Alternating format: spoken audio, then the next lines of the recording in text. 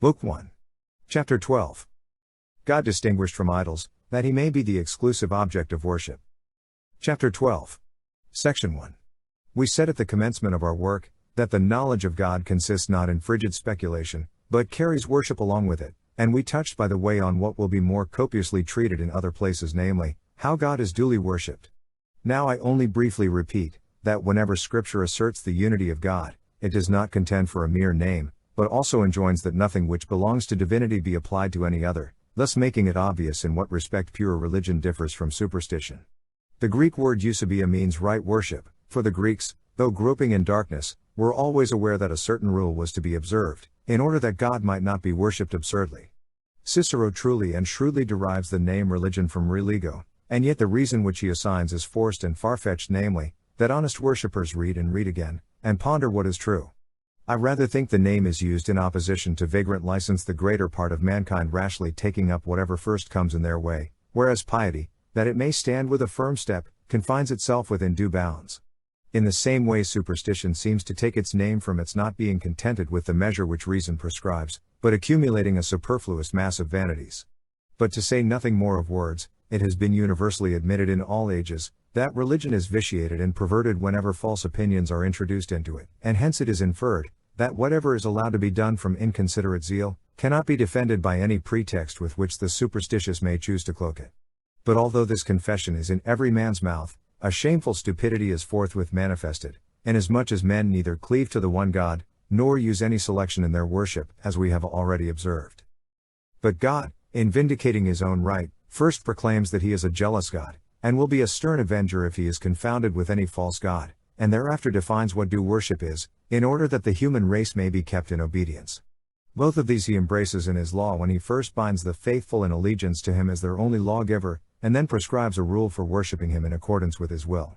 The law, with its manifold uses and objects, I will consider in its own place. At present I only advert to this one, that it is designed as a bridle to curb men, and prevent them from turning aside to spurious worship.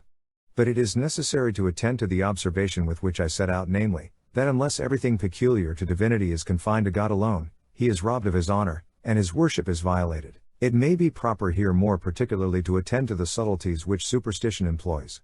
In revolting to strange gods, it avoids the appearance of abandoning the supreme God, or reducing him to the same rank with others.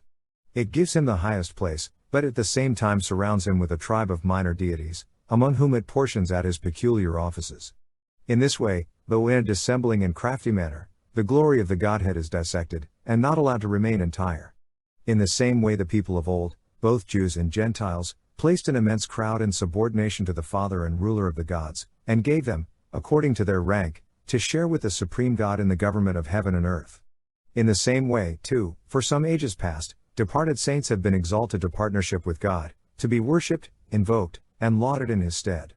And yet we do not even think that the majesty of God is obscured by this abomination, whereas it is in a great measure suppressed and extinguished, all that we retain being a frigid opinion of his supreme power. At the same time, being deluded by these entanglements, we go astray after divers gods. Chapter 12. Section 2. The distinction of what is called dulia and latria was invented for the very purpose of permitting divine honors to be paid to angels and dead men with apparent impunity. For it is plain that the worship which papists pay to saints differs in no respect from the worship of God, for this worship is paid without distinction. Only when they are pressed they have recourse to the evasion, that what belongs to God is kept unimpaired, because they leave him latria. But since the question relates not to the word, but the thing, how can they be allowed to sport at will with a matter of the highest moment? But not to insist on this, the utmost they will obtain by their distinction is, that they give worship to God, and service to the others. For latria in Greek has the same meaning as worship in Latin, whereas dulia properly means service, though the words are sometimes used in Scripture indiscriminately. But granting that the distinction is invariably preserved, the thing to be inquired into is the meaning of each. Dulia unquestionably means service, and latria worship. But no man doubts that to serve is something higher than to worship.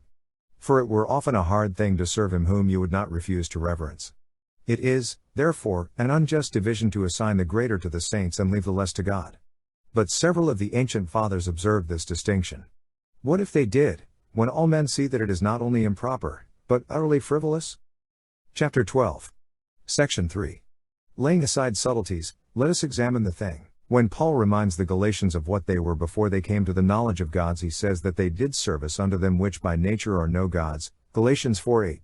Because he does not say latria, was their superstition excusable? This superstition, to which he gives the name of dulia, he condemns as much as if he had given it the name of latria. When Christ repels Satan's insulting proposal with the words, "It is written, Thou shalt worship the Lord thy God, and him only shalt thou serve," Matthew 4:10, there was no question of latria. For all that Satan asked was proskynesis, obeisance. In like manners, when John is rebuked by the angel for falling on his knees before him, Revelation 19:10, 22-8 and 9, we ought not to suppose that John had so far forgotten himself as to have intended to transfer the honor due to God alone to an angel. But because it was impossible that a worship connected with religion should not savor somewhat of divine worship, he could not proskunine, do obeisance to, the angel without derogating from the glory of God. True, we often read that men were worshipped, but that was, if I may so speak, civil honor. The case is different with religious honor, which, the moment it is conjoined with worship, carries profanation of the divine honor along with it. The same thing may be seen in the case of Cornelius, Acts 10:25. He had not made so little progress in piety as not to confine supreme worship to God alone. Therefore, when he prostrates himself before Peter, he certainly does it not with the intention of adoring him instead of God. Yet Peter sternly forbids him. And why? But just because men never distinguish so accurately between the worship of God and the creatures as not to transfer promiscuously to the creature that which belongs only to God. Therefore, if we would have one God, let us remember that we can never appropriate the minutest portion of his glory without retaining what is his due. Accordingly, when Zechariah discourses concerning the repairing of the church, he distinctly says not only that there would be one God, but also that he would have only one name, the reason being, that he might have nothing in common with idols. The nature of the worship which God requires will be seen in its own place.